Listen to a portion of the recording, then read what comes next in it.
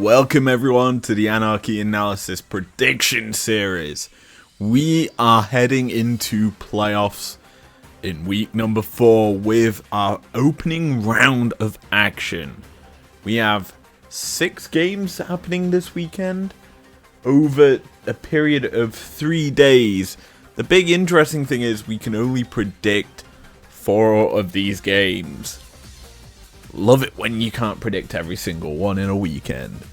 But what's good is we've got our results from last week. We can quickly talk about them. Day 1, 4 out of 5. We only dropped the Fnatic Mad Lions game. Day 2, it was 2 out of 5. We picked up the Fnatic game and the BDS game. And day number 3, it's another 2 out of 5. Giving us a total of 8 out of 15, which is a bit I would say, for our sort of predictions that we made last weekend. Anyway, let's get into our games happening this weekend. Our first matchup sees the bloodiest team in the league, Team BDS, taking on Team Heretics, who are kind of just middling the pack. Let's be honest, a lot of how BDS has played this split is surprising. Considering how 2023 went, it's similar of sorts. They had an alright start to the year in spring, well, in winter, then in spring having that phenomenal run to second place in that split, and then it began that big massive slope downwards in success. Here, they're kind of repeating, or let's hopefully not repeat what happened there, but they're going back on the uptrend after a very good, very strong winter split so far. Ice stepping into this roster as well. They've certainly looked very, very good, and I've liked how they've utilized their pressure on the map, picking very dominant lanes that have led into very early aggression that takes towers quick, that inevitably gives them a massive gold lead so that they just bully opponents in lane and just continue to scale and beat them to a bloody pulp and win the games. That's essentially how BDS have won this split, and it is certainly a surprising style that has worked out for them. Now, as for their opponents, Heretics, it's been a decent sort of run here to make it to playoffs in arguably this team's infancy together. It's certainly good. Now, yes, I say infancy as a funny way of saying these are 3 players who've played together for many, many years that have now kind of brought together 2 other players. Granted, some have played together still for a while, but it is kind of a new synergy, and you can't teach an old dog new tricks. Heretics have certainly found their style that has got them to this spot. And yes, you could say they are the underdogs here, considering BDS have done better in the regular split. The round robin has certainly given BDS the higher seed, side select, you name it. But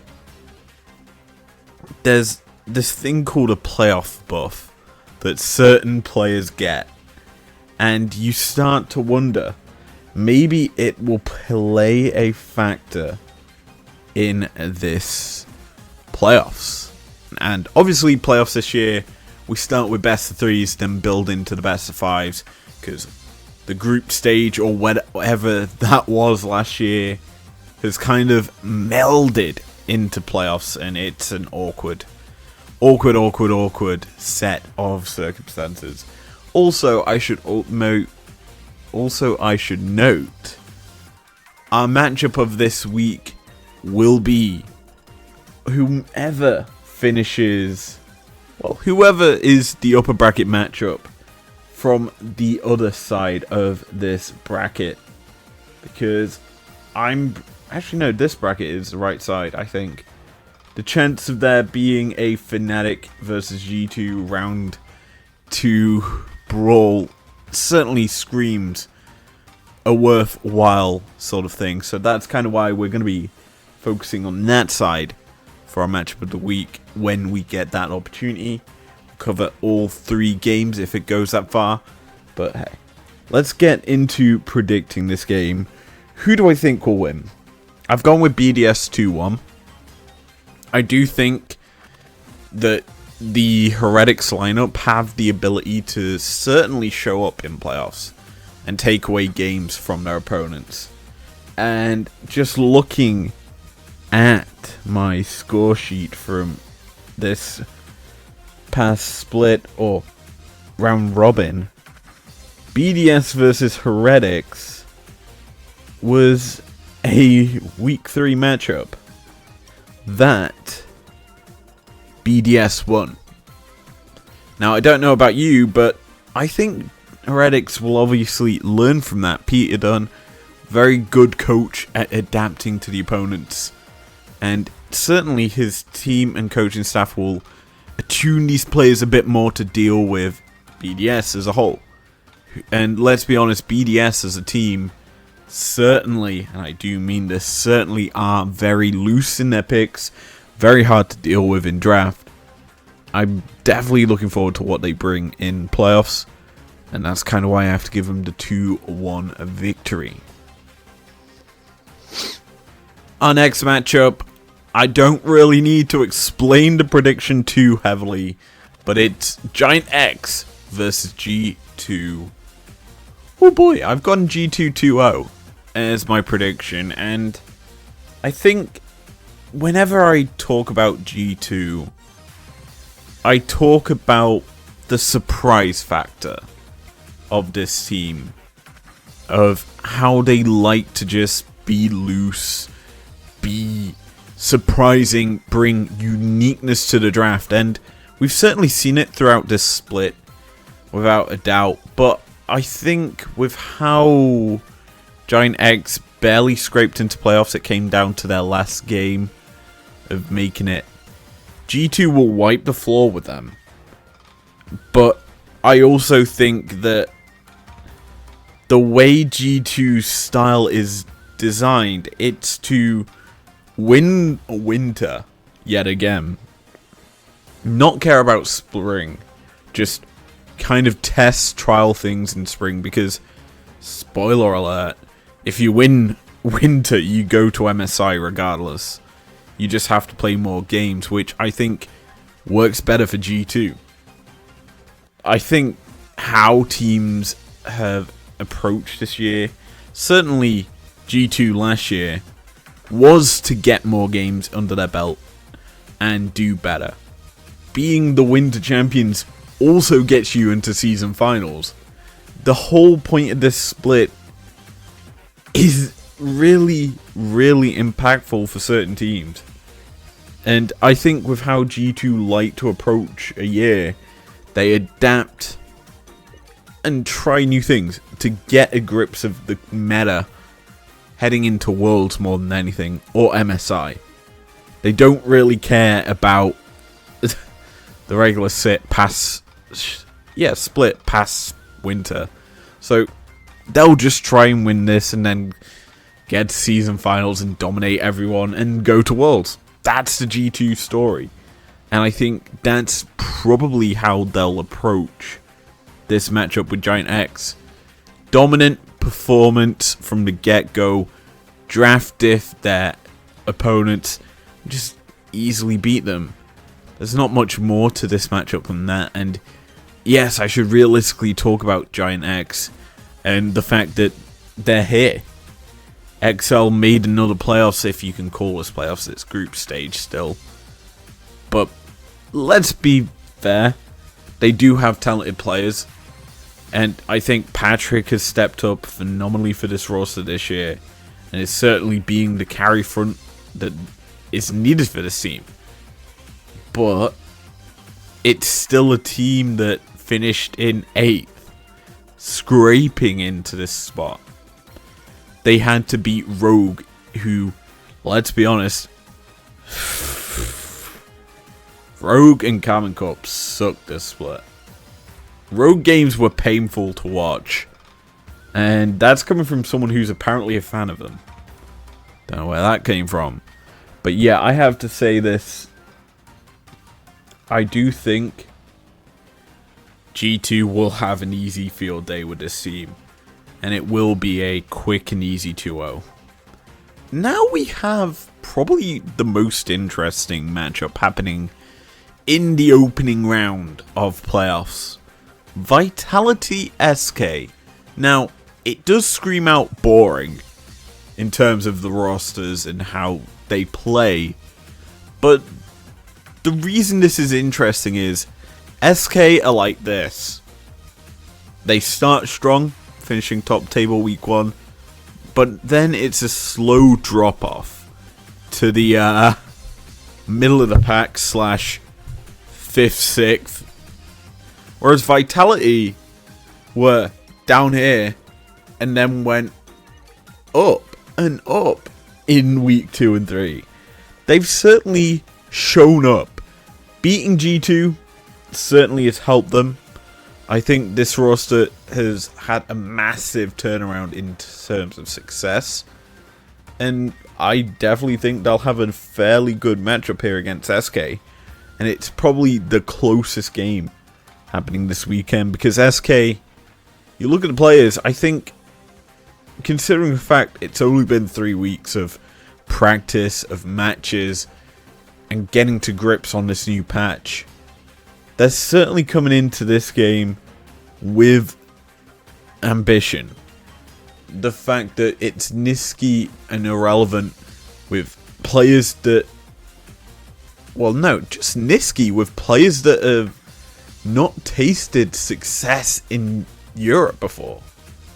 They're all relatively new to the league. It's their second or first season in some players' cases. And I think it's noticeable considering the fact that Nisky is nurturing this roster, giving his opinion, voicing and controlling the games in a style that is certainly raising the success of these players. I think Exokick and DOS are finding that form again, where they did have great success. But past week 1, where we had the micro patch of patch 14.1.b coming into the LEC, the same success kind of has faltered a little. Teams may have adapted to the SK style that was brought in week 1 and are punishing them a lot more. And I think, realistically speaking, it is noticeable. Now, obviously, when this matchup happened in the regular season, I'm trying to find it here on my sheet of paper in front of me, it was, in fact, the final week. A lot of these games happened final day of the week. It was actually... It was my matchup of the week. Of course, how could I forget? I predicted an SK win, and SK won without a doubt. You can best believe I've predicted 2-1 SK here. I do think Vitality are a strong squad, but SK will have the stronger team fighting. They'll probably draft a style that says, hey, we're building for late game, you better snowball against us or else we win. I think that that's the sort of success, the style that SK are finding for themselves is working. The team fight seems to be a good thing for them. It's just whether or not Vitality can snowball and play around a team strength that, realistically speaking, needs to happen, or otherwise SK will have a field day. But it will be a bloody series, and it will be close. It's just how close. So that's kind of why I have to say 2-1 to SK for the game. Lastly, we have Fnatic versus Mad for today's predictions. This is arguably the biggest one that is known for right now, because you got Mad, a team built with rookies and Alyoya as the centerpiece, versus Fnatic, who are up and down like a yo-yo to split. It's certainly an interesting game to be predicting, because you've got Alyoya, who realistically has done a lot for the team to get them to where they are. But then on Fnatic's side, Humanoid is experimenting every single game.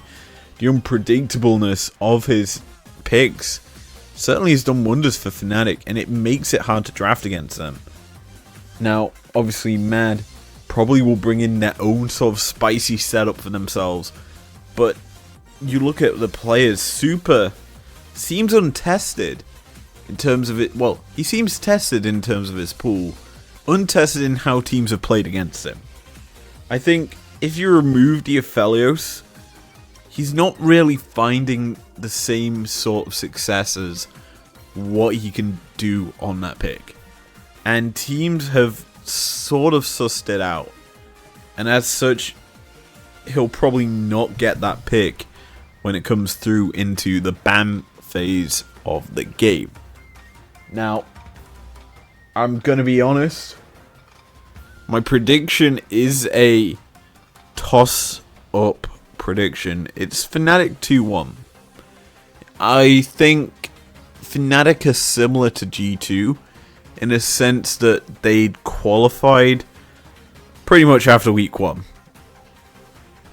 You win your first game, your second game, and you're 2-1 for Fnatic week 1. You're almost guaranteed there a tiebreaker at worst. So, coming into week 2, win one game, you're fine, you're in playoffs. That's where you can start to experiment.